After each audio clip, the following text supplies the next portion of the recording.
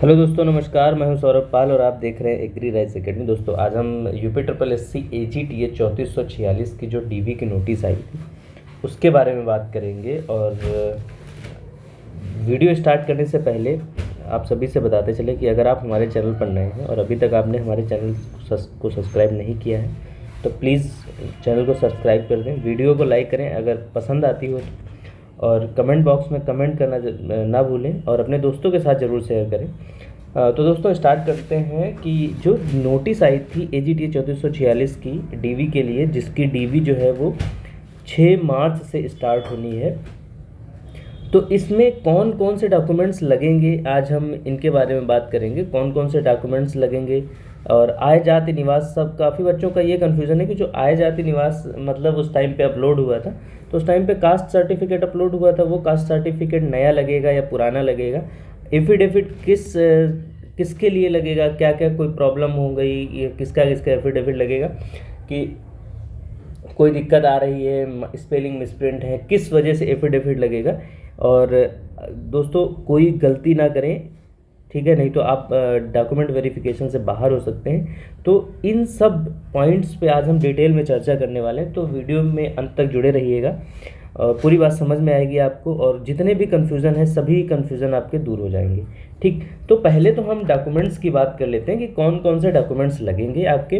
तो सबसे पहले देखिए, जो हाई स्कूल की मार्कशीट है, ठीक है, ठीक, हाई स्कूल की मार्कशीट, यानी आप ऐसे समझिए कि एक आपका 10th 12th, ठीक है, फिर ग्रेजुएशन। अब इनमें सब में क्या क्या लगेगा, देखो, कुछ मार्कशीट जो पहले आती थी आपकी उसमें 10th और 12th में क्या होता था कि एक सर्टिफिकेट होता था, ठीक है, एक सर्टिफिकेट होता था और एक मार्कशीट होती थी, ठीक है, यानी एक आपका प्रमाण पत्र होता था, एक अंक पत्र होता था, तो ये अलग अलग होते थे। तो आयोग ने ऐसा ही कहा है कि अगर आपके पास अलग अलग है अंक पत्र और प्रमाण पत्र दोनों अगर अलग अलग हैं तो आप दोनों की PDF बना के एक में ही अपलोड करेंगे। ठीक है, अभी हम नोटिस का एक एक पॉइंट आपको समझा देंगे कि कैसे क्या होगा। तो इसमें जो दोनों का PDF बना के अपलोड, लेकिन जिन बच्चों का एक में ही है, जैसे जो अभी आपको मिल रहे हैं 10th और 12th के मार्कशीट मिल रही हैं, वो सब एक में ही होते हैं, तो उनको आपको अलग से नहीं अपलोड करना, तो उनकी एक की PDF बना के अपलोड कर देना है। ठीक है, तो 10th देना है, 12th देना है, ग्रेजुएशन। अच्छा, कुछ बच्चे जैसे अभी कंफ्यूज हो रहे हैं कि उनके पास ग्रेजुएशन में क्या क्या लगेगा, तो 2 चीज़ें लग सकती है ग्रेजुएशन में। ठीक है, 2 चीज़ें कौन कौन, पहली जो होगी वो होगी आपकी ट्रांसक्रिप्ट, ठीक है, पहली ट्रांसक्रिप्ट होगी और फिर डिग्री। इतनी 2 चीज़ें हैं। अब किसी किसी के पास ट्रांसक्रिप्ट अगर नहीं है, ठीक, तो क्या करेंगे, वो लास्ट सेमेस्टर की जो मार्कशीट है, लास्ट सेमेस्टर की मार्कशीट वो अपलोड कर देंगे। लेकिन सबसे पहले कोशिश आप ये करेंगे कि ट्रांसक्रिप्ट आपको मिल जाए। ठीक, अब कुछ बच्चों के पास डिग्री नहीं होगी, तो जिनके पास डिग्री नहीं है और अभी उनको 1 साल से ज़्यादा नहीं हुआ है तो वो अपनी PDC लगा सकते हैं। ठीक है, PDC लगा सकते हैं, लेकिन कोशिश ये करें कि आप यूनिवर्सिटी जा करके अपनी डिग्री ले लें। अभी होली के बाद आप जाएंगे, डिग्री सबकी बन जाती हैं, तो आप जाके वहाँ से ले सकते हैं और बहुत ज़्यादा टाइम नहीं लगता है। ठीक है, मुश्किल से 2-4 दिन में दे देंगे। ठीक, तो ग्रेजुएशन की मार्कशीट ले लेंगे, इंटर की ले लेंगे। ठीक है, तो हाई स्कूल, इंटर, ग्रेजुएशन, इसके बाद आय जाति निवास। ठीक, ये जो आप रखेंगे, आप कास्ट सर्टिफिकेट आपका रहेगा, ठीक है, डोमिसाइल रहेगा। ठीक, उसके बाद आपका कास्ट, डोमिसाइल और इनकम। ठीक, इनकम अगर इनके ऑप्शन होंगे तो वहाँ पे आपको कास्ट। अच्छा हाँ, एक चीज़ और है, आयोग ने ये कहा था कि जो आप पहले अपलोड किए थे वही डॉक्यूमेंट्स अपलोड करेंगे। ठीक है, तो नया कोई डॉक्यूमेंट्स अपलोड करने की ज़रूरत नहीं है, जो आपके डॉक्यूमेंट्स पहले अपलोड हुए थे वही होंगे। ठीक, अब दूसरी बात, अगर किसी के डॉक्यूमेंट्स में कोई करेक्शन आ रहा है तो पहली बात तो आप, अगर ऐसा करेक्शन है जो 2-4 दिन में सही हो सकता है, वो करेक्शन करवा लीजिए। अगर कुछ करेक्शंस ऐसे हैं जो 5-6 महीने लगते हैं सही होने में या नहीं हो पा रहा है, तो आप एक काम करिए, एफिडेविट बनवा लीजिए। ठीक है, उस एफिडेविट में आप नोटरी के पास जाएंगे, नोटरी वाले को बता देंगे कि हमारे पास ये है, हमारे हाई स्कूल डॉक्यूमेंट्स में ये नाम है या ये करेक्शन है, ये सही है, तो वो अपने हिसाब से नोटरी बना के आपको देगा एक, और वो नोटरी अपलोड कर देंगे। क्योंकि आप में शुद्ध आपकी नोटिस में लिखा है कि सुस्पष्ट उनका स्पष्टीकरण चाहिए, ठीक है, जो एक स्पष्ट रहे आपका स्पष्टीकरण वो चाहिए, तो वो लगा दीजिए आप। एफिडेविट की ही बात की गई, बाकी अभी 6 तारीख को जब स्टार्ट होगी तो पूरी बात कंफर्म हो जाएगी कि क्या बात उन्होंने कही है, क्या क्या चाहिए उनको, ठीक है।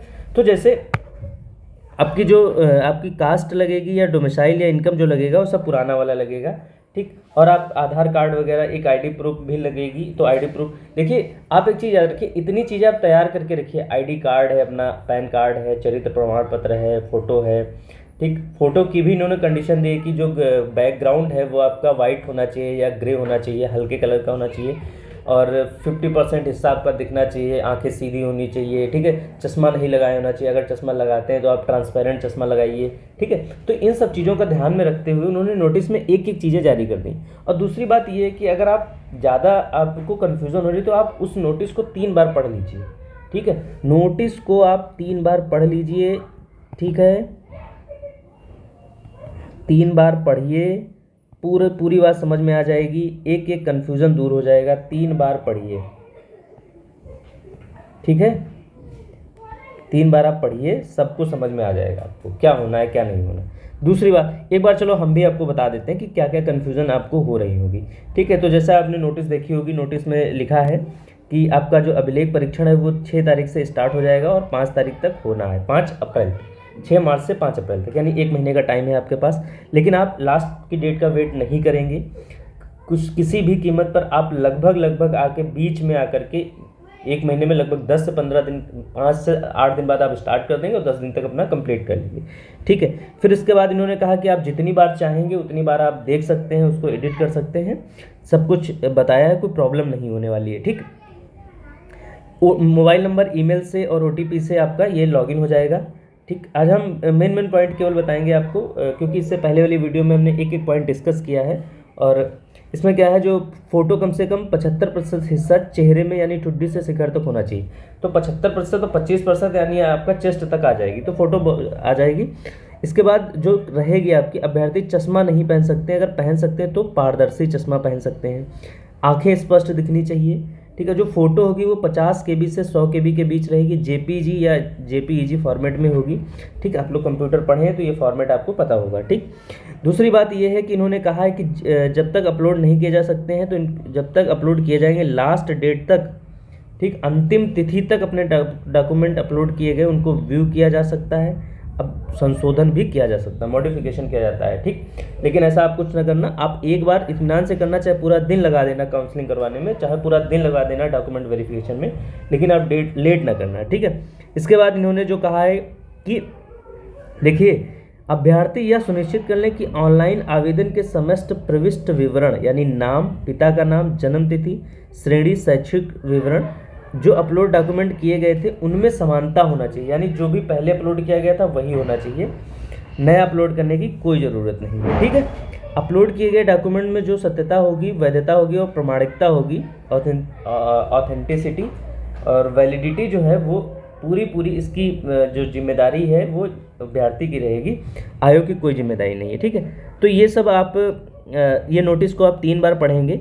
इसके बाद जब आप सबमिट कर देंगे तो आप प्रिंट आउट भी ले लेना, और प्रिंट आउट ला के आप इसको एक बार फिर से देखना, फिर से अगर कुछ दिक्कत हो तो आप तुरंत उसको एडिट कर सकते हैं। अब रही बात एफिडेविट की, कि एफिडेविट किस में लग सकता है, एफिडेविट, ठीक। एफिडेविट किसको इसको बनवा लेना चाहिए। देखिए, अगर आपके डॉक्यूमेंट्स में कोई सी भी त्रुटि है हल्की फुल्की, जैसे पापा के नाम में कोई स्पेलिंग मिसप्रिंट हो गई है किसी डिग्री में, या फिर ऐसा हो गया कि स्पेस की कोई दिक्कत आ रही है, या फिर ऐसा हो गया कि कुछ मार्क्स की प्रॉब्लम आ रही है, तो पहली बात तो ये है कि जो करेक्शन हो सकता है वो करेक्शन करवा लो, जो करेक्शन नहीं हो सकता उनके लिए आप एक अच्छी से एफिडेविट बनवा लो। एक नोटरी वाले के पास जाएंगे, बता देना उनको कि हमें DV करवानी है, अपने डॉक्यूमेंट वेरिफिकेशन करवाना है, उसके लिए हमें नोटरी बनवानी है, और ये हमारे प्रमाण पत्र हैं, ऐसे ऐसे 1 में ही ये प्रॉब्लम हो गई, तो उस वजह से हमें स्पष्टीकरण देना है, वो बना देगा, ठीक है। बाकी अगर आपको कोई प्रॉब्लम आ रही हो तो आप हमें कमेंट बॉक्स में कमेंट करके ज़रूर बताइए, हम आपकी प्रॉब्लम में पूरी सहायता करेंगे। वीडियो को ज़्यादा से ज़्यादा दोस्तों के साथ शेयर करिए, और उनको कोई भी कन्फ्यूज़न अगर आ रही हो आप लोगों को तो आप कमेंट बॉक्स में कमेंट जरूर करिए। तब तक के लिए जय हिंद, जय Bharat, thank you so much.